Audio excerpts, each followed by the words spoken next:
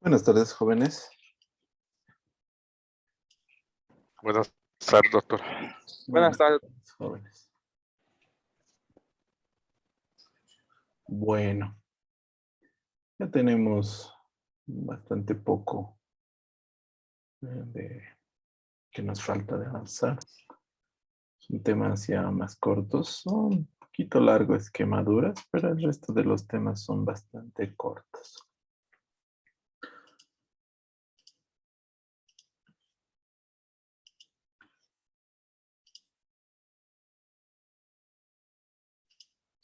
Hoy vamos a ver entonces principios de la cirugía, la parte preoperatoria y operatoria.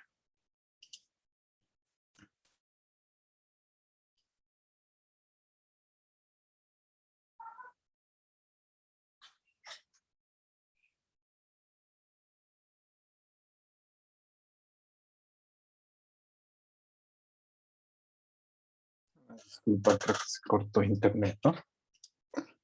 Bueno.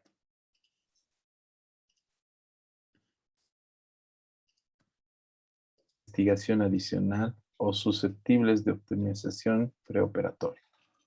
¿Cómo está nuestro paciente antes de operar?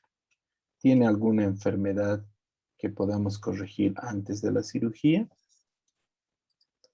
La evaluación preoperatoria va a depender de la propia intervención quirúrgica. ¿Es de riesgo bajo?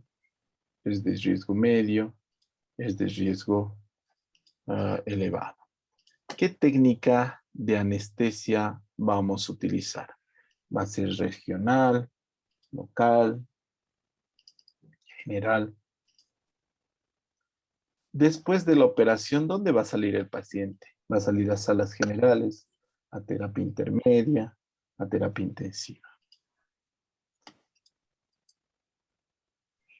¿Qué factores influyen en la intervención programada?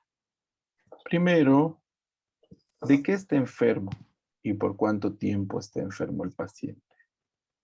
¿Hay alguna enfermedad concomitante que haga más grave el cuadro? La edad del paciente y estado nutricional. Hay diferentes sistemas que hay que evaluar, pero el principal es el sistema cardiovascular. Dentro del sistema cardiovascular existen los parámetros de Goldman, donde calificamos por puntos. Si hay tercer ruido cardíaco, 11 puntos.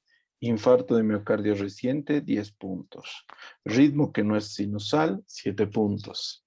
Menor a 5 contracciones ventriculares prematuras, 7 puntos. Edad mayor a 70 años, 5 puntos. Operaciones urgentes, 4 puntos. Malas condiciones médicas, 3 puntos. Cirugía intratorácica, 3 puntos. Estenosis marcada de válvula aórtica, 3 puntos. Se suma el total de los puntos y se califica las complicaciones cardíacas, el riesgo. De 0 a 5 puntos, 1%. De 6 a 12 puntos, 7%. De 13 a 25, 14%. Más de 26 puntos, 78%. ¿Cuáles son los factores de riesgo cardiovasculares? Son la aterosclerosis, anginas, infartos de miocardios previos, varices en miembros inferiores, arritmias cardíacas, valvulopatías, uso de anticoagulantes, heparina, warfarina, aspirina. Más comúnmente nosotros utilizamos la clasificación preoperatoria del ASA, Asociación Americana de Anestesiología, donde clasifica clase 1 al paciente sano, clase 2, afección leve o moderada, clase 3, enfermedad sistémica avanzada con limitación de función, clase 4, enfermedad grave con descompensación, y clase 5, paciente en agonía. Conforme al riesgo del ASA, el grado de mortalidad en el grado 1 es del 1 al 6%. En el grado 2 es del 4 al 11%. En el grado 3 del 22 al 27%. En el grado 5, mortalidad cercana al 100%. Otro sistema que se evalúa en el preoperatorio es la vía respiratoria, la preparación pulmonar. Para nosotros tener a punto el sistema pulmonar, tenemos que corregir los disturbios hematológicos, corregir las alteraciones hidroelectrolíticas, corregir el estado nutricional de nuestro paciente. Hay que dar en el posoperatorio una buena sedación para que pueda respirar el paciente. ¿Por qué hacemos evaluación del sistema pulmonar también? Porque el sistema pulmonar tendrá mayor demanda ventilatoria en el posoperatorio. Hay reducción de la reserva ventilatoria. Frecuencia aumentada de complicaciones pulmonares posoperatorias. Rutinariamente se evalúa con un examen clínico el pulmón, examen radiológico y pruebas funcionales, como el test de la llama, apagar una llama a 1 metro de distancia, la prueba de tolerancia al ejercicio. Y para ser más precisos, podemos pedir una prueba de espirometría, donde nos va a dar el volumen, capacidad vital, volumen expiratorio forzado, capacidad respiratoria máxima, es decir, la capacidad vital. Y completamos con una gasometría arterial.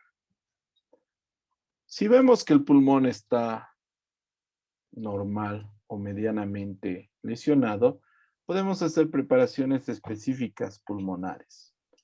Abstinencia de cigarro 2 semanas, ejercicios respiratorios, ejercicios de tos, fluidificantes y broncodilatadores, nebulización con fisiológico, drenaje postural, fisioterapia respiratoria, antibiótico-terapia con penicilina.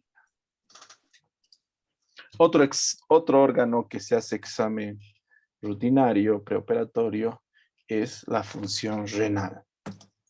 Porque existen causas que nos van a dar insuficiencia renal, como el choque hipovolémico prolongado, choque bacteriano, transfusiones incompatibles, medicamentos nefrotóxicos, medicamentos vasoactivos, uropatías obstructivas. ¿Cómo se hace el análisis del riñón? Primero, mediante la anamnesis y después laboratorios. Urea, creatinina, general de orina.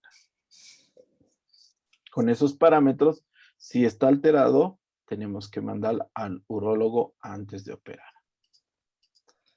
Siguiente, analizamos la evaluación nutricional.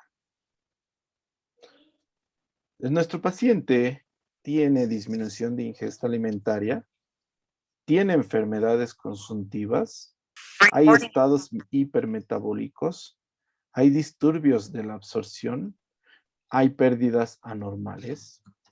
Nos interesa sobre todo los excesos, grandes obesidades y los excesos, grandes anorexias. En el medio intermedio no afectaría mucho durante la operación. El sistema vascular también podemos tropezar con accidentes tromboembólicos, trombosis profunda, trombosis superficial.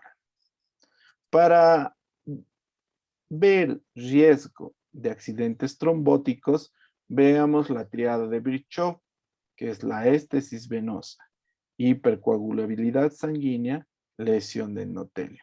Si nosotros tenemos un paciente con riesgo de accidente tromboembólico, hacemos una profilaxis.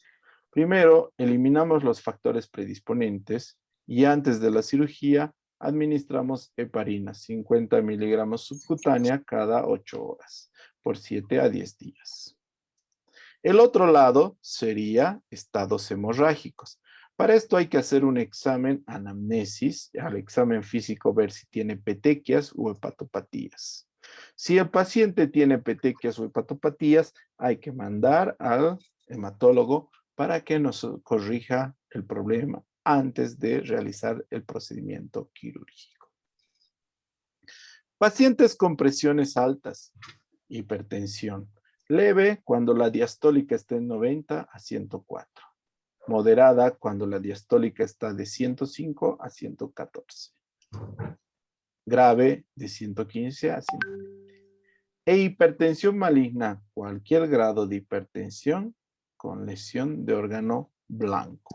Es decir, que haya sangrado renal, que haya accidente cerebrovascular o infarto de miocardio.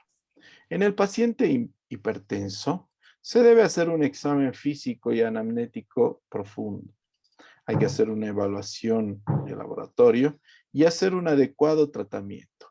Restringir sodio, disminuir peso, ejercicios aeróbicos, disminuir estrés, restringir alcohol y tabaco y administrar medicamentos. Por otro lado, los pacientes diabéticos también presentan alteraciones durante el posoperatorio, especialmente si son cirugías menores y mayores. El día de la operación no se le da desayuno y se le inicia una solución glucosa al 5% por 6 a 8 horas. Se inicia su NPH, su insulina de bajo peso molecular, a mitad de su dosis. Después de la cirugía se le administra glucosa al 5%, 100 gramos, más insulina regular 10 unidades intravenoso. De esa manera no se trastorna al diabético, es decir, no se corta el tratamiento. Pacientes que reciben corticoides de manera crónica, como los pacientes con artritis reumatoidea, lupus eritematoso sistémico, se les debe administrar corticoides.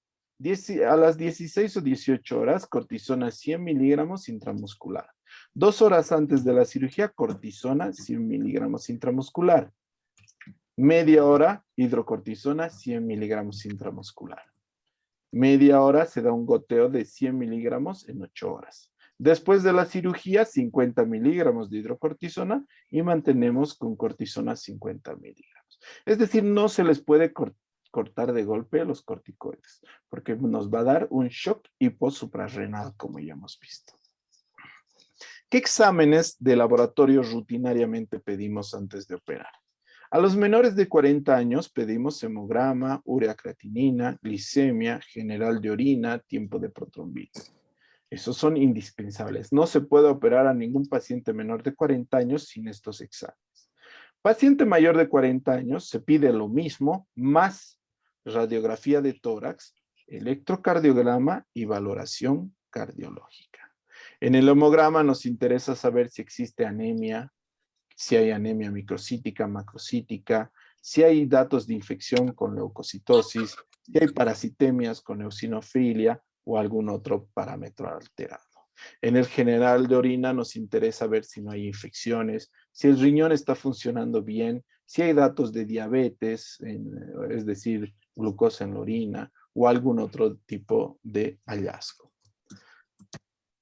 Otros exámenes como la glicemia en ayunas para ver diabéticos deputantes, rayos X de tórax, principalmente los pulmones y el corazón, en el electrocardiograma, el funcionamiento del corazón, la parte eléctrica, y hacer una valoración cardiológica de estos pacientes mayores de 40 años.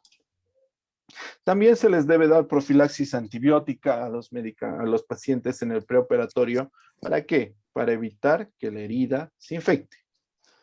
Se clasifica en 4 las heridas preoperatorias. Herida limpia. Son heridas atraumáticas sobre tejidos no inflamados, sin interrupción de la técnica, sin penetración de la vía digestiva, y el riesgo de infección es 1 a 4%. Por ejemplo, una prótesis de mama. Herida limpia contaminada. Se penetra el tubo digestivo de manera controlada. Riesgo de infección 5 a 15%. Por ejemplo, una colecistectomía.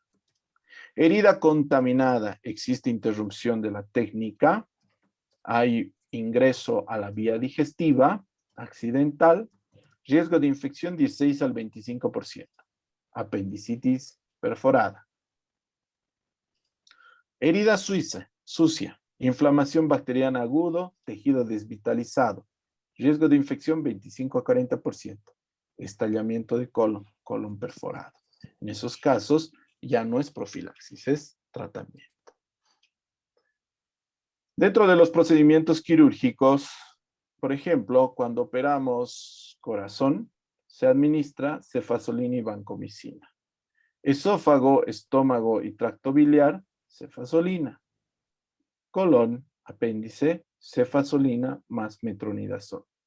Sistema urinario, ciprofloxacina. Cirugía gineco-obstétrica, cefazolina. Cirugía de cabeza, cuello y ortopedia, cefazolina. Preparación de rutina al paciente. Se le pide que haga una ducha diaria, es una ducha preoperatoria, se hace la piel. Se identifique el aparato digestivo con NPO y que haya tenido deposición el día anterior, y se valora la necesidad de orinar espontáneamente o colocar sonda Foley. Entonces, ayuno por lo menos de 8 horas. Lavado intestinal, si es que no ha tenido deposición el día anterior. Higiene corporal, ducha. No se necesita una tricotomía muy al ras con hoja. Basta con una tijera cortar para reducir el tamaño, si es que fuera muy abundante. Se hace una desinfección y protección de campos esterilizados durante el procedimiento.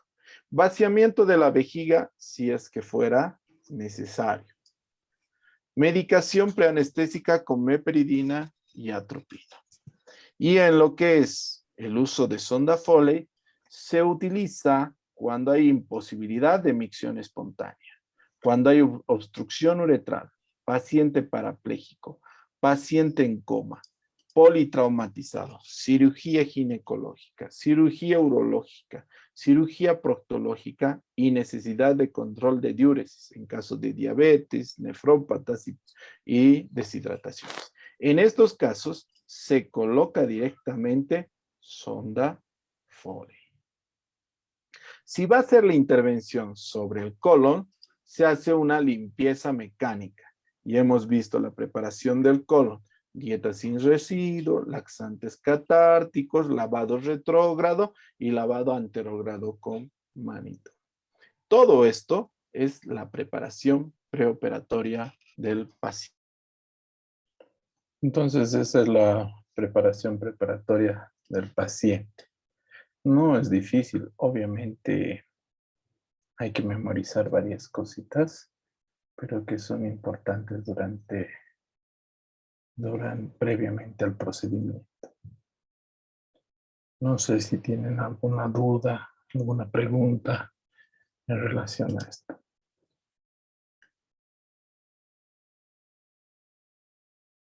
¿Ha quedado todo claro, jóvenes?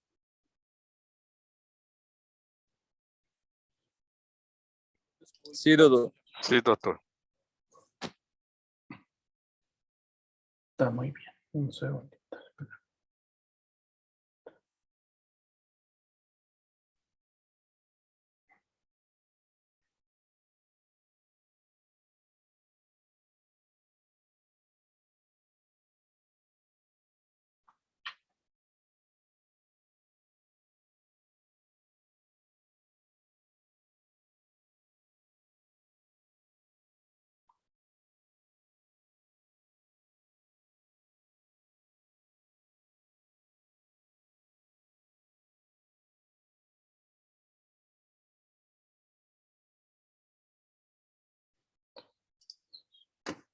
Un segundito, voy a abrir la pantalla ya de la lista.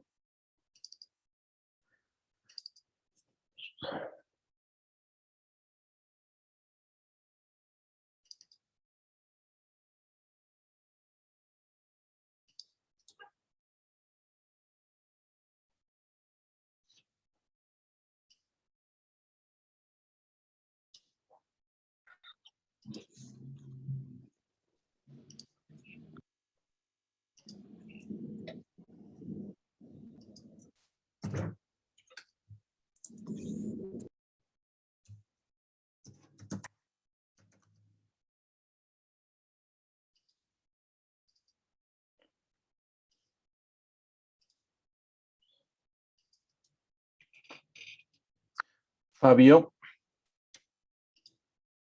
Rodrigo. Presente, doctor.